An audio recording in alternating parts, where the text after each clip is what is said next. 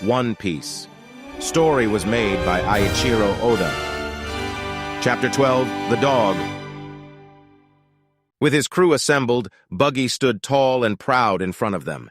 His face contorted into a wicked grin as his voice boomed across the rooftop. "We're the Buggy crew! Under our flag, we're known for our flashy raids all over the world!" Buggy proclaimed with confidence. "Would it do to be looked down upon by 3 common thieves?" His crew, a motley assortment of clown pirates, cheered in unison. "No, it would not!" they exclaimed, their voices filled with fervor. However, their captain's excitement seemed to drown out their words. "I can't hear you again!" Buggy demanded. "No, it would not!" his crew shouted back, their voices growing louder. "Shut up!" Buggy retorted, his tone playful yet commanding. "We have to teach those people just how scary it is to make a whole pirate crew their enemy. Okay, let the beast show begin." In the background, the pirate crew erupted in cheers, their excitement reaching a crescendo. As the dust settled, the first mate, Moji, made his grand entrance, riding a lion with a magnificent pink mane. Buggy's excitement reached new heights. "It's the first mate, Moji!" the Buggy pirates cheered. Moji, the skilled beast tamer, approached his captain with confidence. "Did you call me Captain Buggy?" Moji asked. The Buggy pirates, reveling in the moment, responded with glee. "It's first mate Moji's beast show!" Moji, donning a flawless white fur vest and sporting snowy white hair akin to a cuddly teddy bear, questionably asked his captain, "May I be entrusted with the honor of claiming Roronoa Zorro's head?" Buggy replied with a dismissive smile, "Do whatever you want." Elsewhere, far away from the bustling pub, Zorro trudges forward, carrying Luffy in a cage as he shares with him, "We're now quite far away from the pub. They won't be able to catch up with us anytime soon.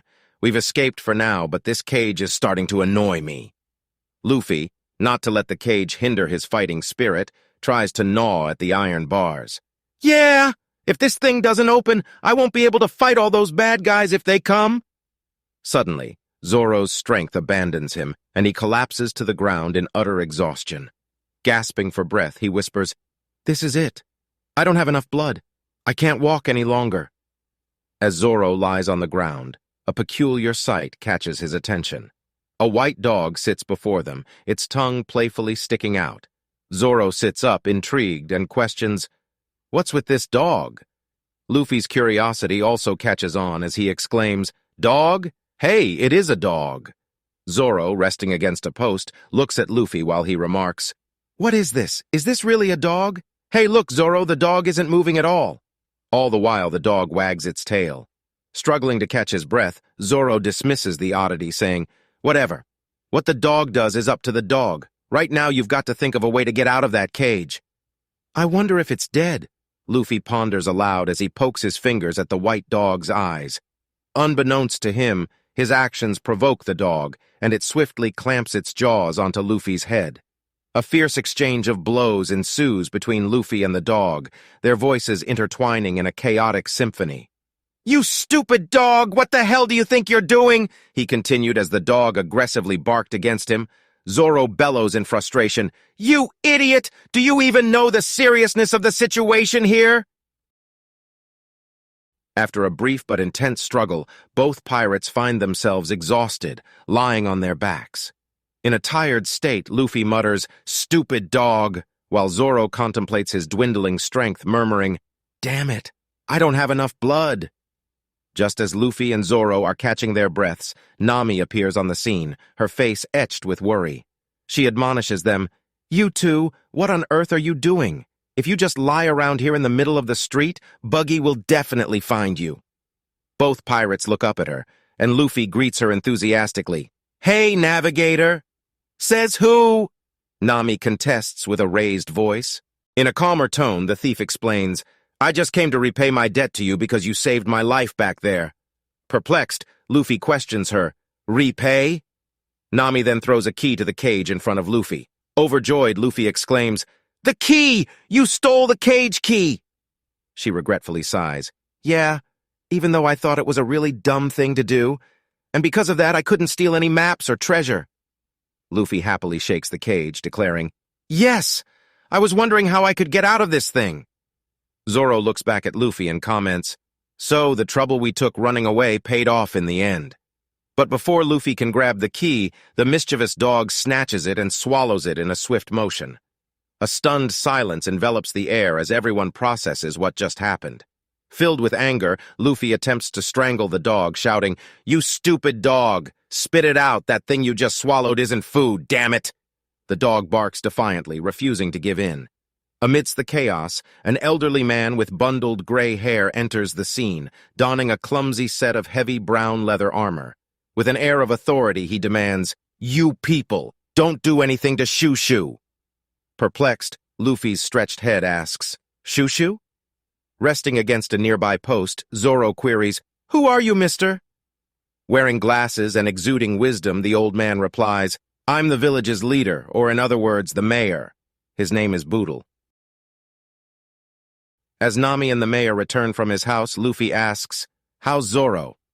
The mayor responds evidently, "I let him sleep at my house since it's just next door. Even though I told him that there's a doctor at the shelter, he won't listen and says that it'll get better after sleeping, even though it's an enormous injury."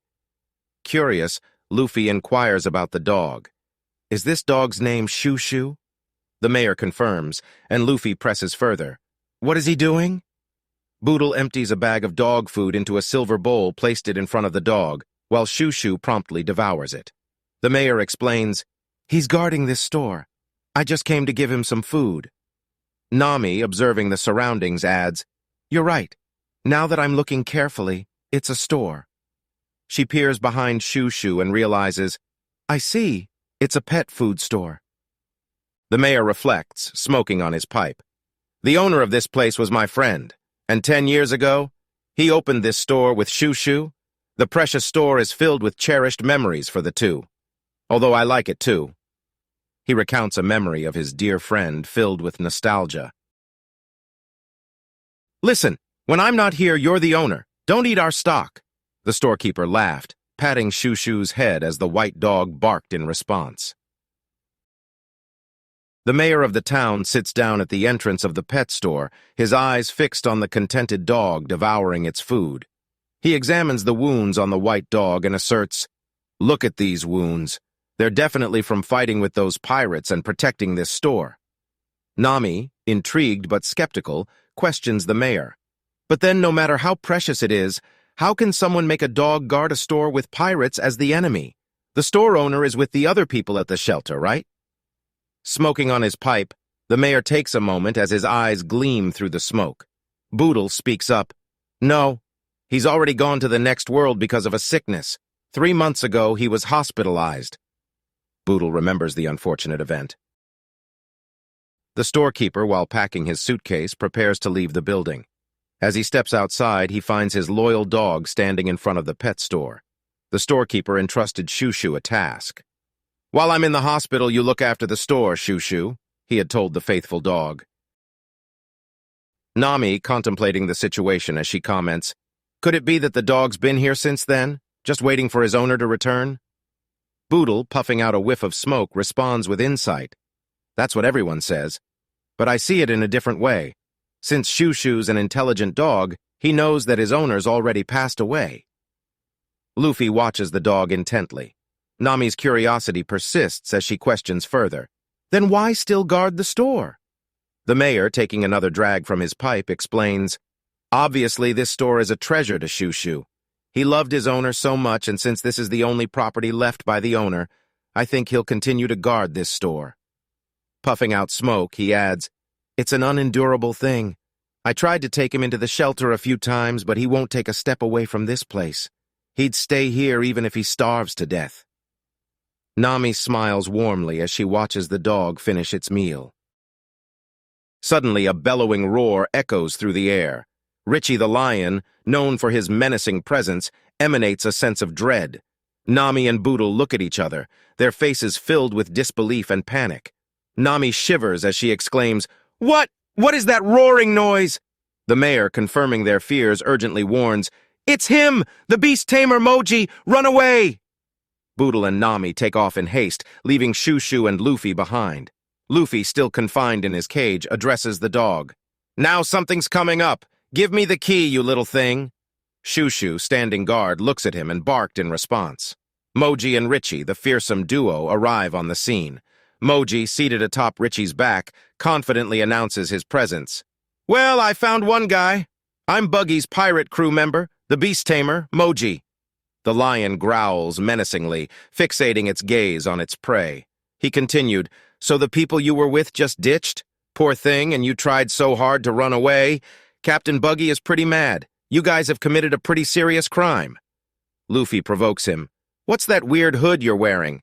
Mocking Moji's peculiar white hairstyle. Infuriated, Moji replies angrily, You idiot, watch what you're saying. This is my hair, he points out. However, Luffy pressed against him. That just makes it even weirder. The beast tamer demands, Shut up! Don't think you're safe just because you're in the cage. You don't seem to know how scary I can be. Hidden behind a nearby house, Nami and the mayor watch the scene unfold, their worry evident. Boodle remarks, He's taunting Moji, that idiot. Moji then points towards Shushu, issuing a challenge. I'm telling you, there is no animal in this world that won't obey me. That includes that dog over there. Confidently, he walks up to the dog and commands it to shake its paw, but Shushu bites his hand instead. Unfazed by the dog's resistance, Moji hops back onto Richie and belittles Luffy. You're just a nameless common thief. Luffy retorts simply, You gave up on the dog? Both Moji and the lion fix their gaze on Luffy, exuding a menacing aura. The beast tamer declares, I have no reason not to kill you. He interrogates him, Tell me where Zorro is. Gritting his teeth, Luffy defiantly denies him. I don't want to. With a beckoning call, Moji commands his beast, Kill him, Richie! The lion lunges at the iron cage, tearing it apart with its powerful jaws. Nami, taken aback, exclaims in surprise, The steel cage! The mayor, realizing the danger, mutters, Crap, that kid's gonna die! The lion's forceful attack sets Luffy free from the cage for a brief moment. However, it sent him flying into a nearby house, demolishing it in the process.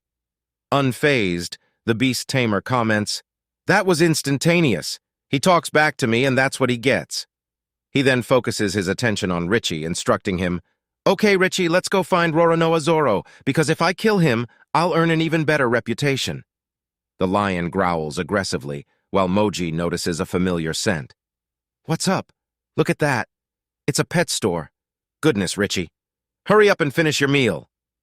Shushu holds his ground, bravely guarding the pet store, growling back head-on against the formidable lion's gaze as they approach the pet store. Luffy, with his straw hat, sitting up amidst the rubble, expresses his surprise. What a shock! I ended up all the way here on the other side. With determination, he proclaims, But now I'm out of that stuffy cage. After I get rid of those people, I'm going to make Nami the thief my navigator.